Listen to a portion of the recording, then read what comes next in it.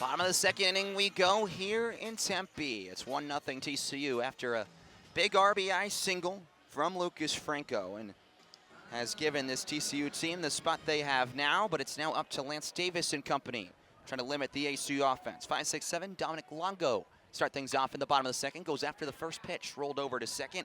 Easy play for Cole Kramer, tains it over to Liddington, and after one pitch, one out here in this bottom of the second frame. And ASU, they've got a really deep lineup, but at times they can be a little streaky, both for the better and for the worse. And so after giving up a run in that top of the inning, you really hope that, Toigo, who's been fantastic this year, really one of the better hitters for Arizona State, and then Smaldino, and hopefully Briggs can get things going. Taking all the way on that first pitch is Dean Toigo. Lost his 7-game hit streak just yesterday. He also struck out 3 times against the Horned Frogs, but he's back here in the starting lineup, and Davis has him in an early 0-1 count. With that foul ball, he's now behind 0-2 early on. Yeah, and he's got plenty of rocket power in that bat. He has 8 extra base hits this season. 6 of them have cleared the fence.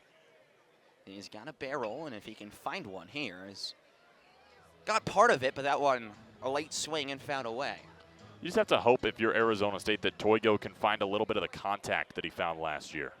Crazy shift on for TCU. 3 to the right side of the infield. The third baseman and Bell playing right on the second base bag. So tons of space for Toigo if he can smack it in the right direction, but playing the analytical route here on the outfielder for ASU. Yeah, you're right. The entire left side of the infield is wide open. But it's a lot easier said than done. 1-2 to Toigo. That one a fastball that comes in at 94, way high. And really at the eyes of Dean Toigo. Trying to fight here and reach for ASU. Only Hairston, the only guy who's reached, came as the leadoff double back in the bottom of the first. Here's the 2-2. Toigo taking low. That one looked like the breaker, possibly a little power changeup there for Davis, but it's Toigo who's battled from an 0-2 count that is now sitting full. Bases empty, 1 out. TCU leading this one 1-0. Payoff pitch. Toigo rips it into the right center gap. It's down for a base hit. Nicely cut off there from Arthur, and it's 1 on, 1 out here for the Sun Devils. Put 3 guys on the right side of the infield, and Toigo just will punch it right over all 3 of them. And you can see the power he has to that right side, because Jack Arthur was playing way back in center field. There was no chance he was going to get to that. And now here's a runner on for Dominic Smaldino, who's been relatively strong with guys on. He's hitting .309 overall this season. Toigo has the speed, but just 1 stolen base on 3 attempts so far this year. See if he gets on the move at some point as Smaldino swings and misses at the first pitch. The Sun Devils first baseman, really solid this year. 2 runs scored in his last 2 games each. Was big against TCU a day ago, but trying to translate that here to this Saturday evening affair. 0-1 deal from Davis, another swing and miss for Smaldino, and it seems like the Saturday starter for TCU has found his footing a lot more. I can tell you Smaldino's off balance. The first pitch, it looks like he was hunting fastball, had to slow down his bat in the zone. That second pitch, the fastball was blown right by him. So Smaldino's got to pick a lane and pick fastball or off speed. He's still a little off balance on that swing, but it's sent sky high into center. Well judged by Stroh-Snyder, and he's easily making that can of corn play. Now 2 away in the bottom of the second. Again, 3 pitches, and it just felt like Smaldino never was on balance in that at-bat. Was a really good job, actually, to hit the ball as far as he did. It was sky-high pop-up. But you got to pick a side early in this game, whether you're going to sit fastball and adjust to the off-speed, or sit off-speed and adjust to the fastball. And Smaldino looked like he was trying to adjust to both. We'll bring up Brody Briggs for the first time today in the 8th spot. A .320 hitter so far this year. There's a check over to first on Toigo. He's back in safely. They're 2 outs. They're shifting Briggs pretty heavily as well. The shortstop, Franco, is basically up behind the second base bag. Yeah, huge hole on the left center side of the infield. First pitch to Briggs, bottom of the zone for a strike. The off speed gets him full. It seems like he was sitting the heater, and we'll start off behind in this count. That's a fine place to be as long as you're sitting one or the other, as long as he can hit the heater if it comes to him, and it will. you're in an okay spot to take that pitch. Just 21 pitches for Davis through his first 5 outs. Seemed like he's in complete control of this operation. That one, not as much as control, misses inside to even up the count 1-1, but has already dropped his ERA by over 0.6 just from this start of game. Not a huge accomplishment from 6.6 down to 6 flat on his season. 1-1, Briggs again sitting and taking, and another good one. He's now ahead in the count 2-1. That's a really tough pitch to take. That's a back foot slider. And I think if you throw that exact same pitch with 2 strikes instead of 1, you probably get a swing and a miss. Briggs hitting over 350 this season with 2 outs. It's the spot he has here. Runner on first, 2 away, bottom of the second. Horned Frogs leading the Sun Devils 1-0. Little slap hit, kind of looked like a softball approach, was way out in front and got the inside of the bat. Count now 2-2. Really impressed with this Sun Devil crowd today. I know it's a little off topic, but if you can get a couple hits, you can string some stuff together and get them into this could become an intimidating place to play tonight. At the end of spring break, the Sun Devil faithful showing up this Saturday. Deep breath from Davis. The 2-2 ripped into center. A hard hit contact, but Stroh-Snyder, a great jump, makes it look easy. Line out to center. Sends us to the third. It's still the TCU Horned Frogs, leading this one by just a singular run. You watch this one on Blaze Radio Online. Kick sent away by Brady Denneberg. Awaiting back in the end zone sits Bankston. He's collected and will take it out of the end zone as he's got space. He's got a lane. He's got room to run. Only green grass in front of him, and that Lobo is long gone.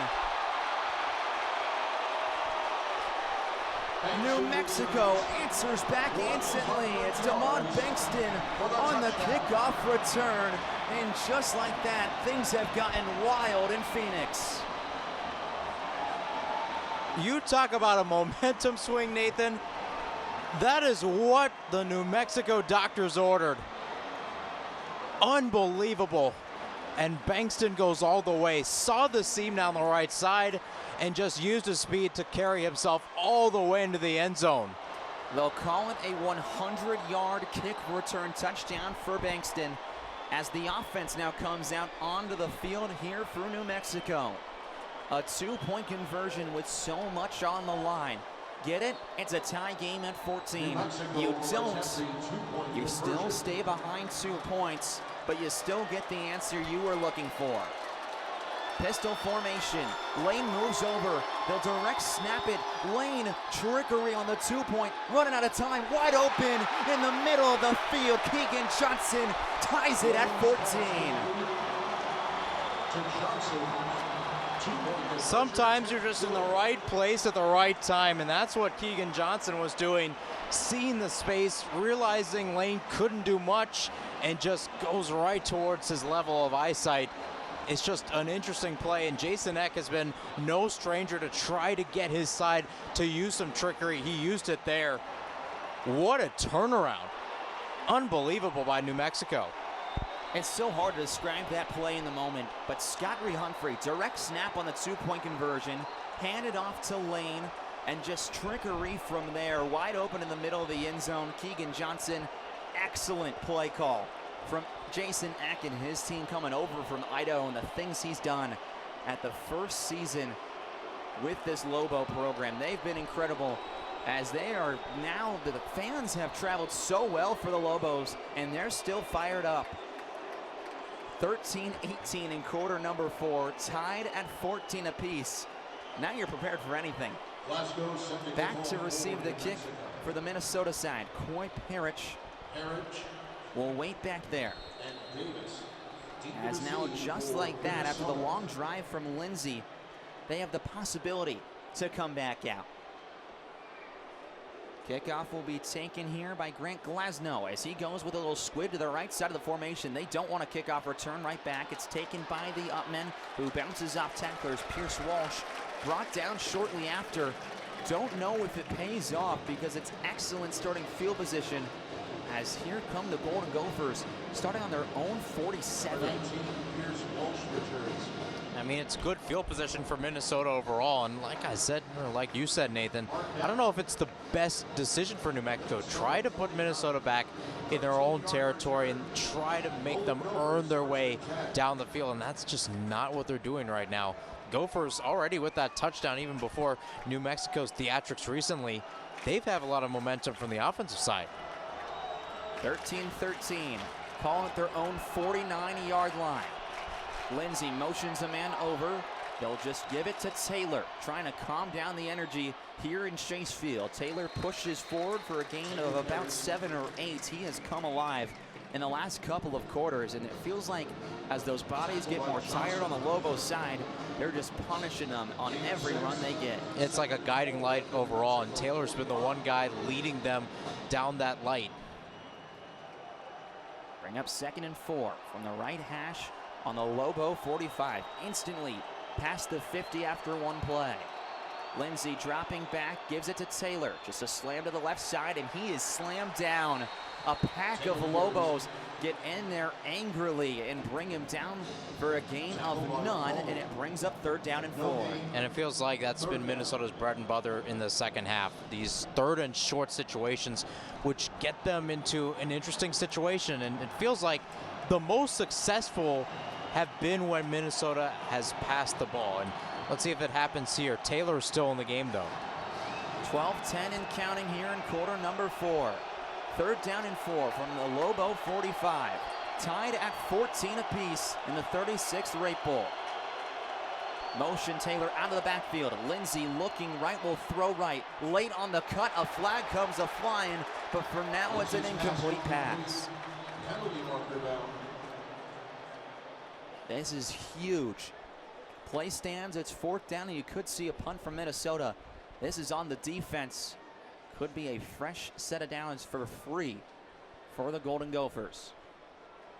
It seemed like it was a shove there by John Johnson, who was in coverage, and it seemed like he got a little too close.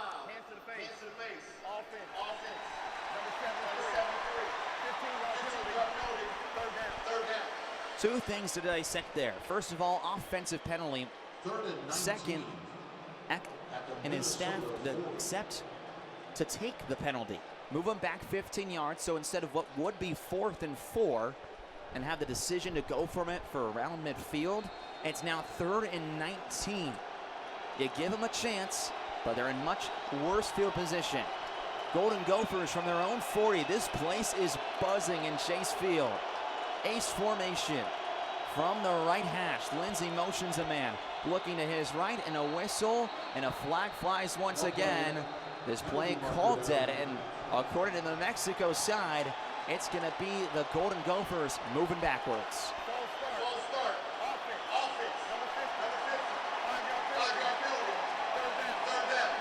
It's on Nathan Roy, the left tackle, and New Mexico fans have the right to be fired up. You can see the state flag scattered around their section. They are full of pride. It's now 3rd and 24 here for the Golden Gophers. The momentum has flipped like a switch here in this building. 11:52 left to go in quarter number 4. From their own 35-yard line. Minnesota trying to dissect the look. Taylor on the right hip of Lindsey. They'll just give it to Taylor. He's got space to the left side, but he's brought down quickly.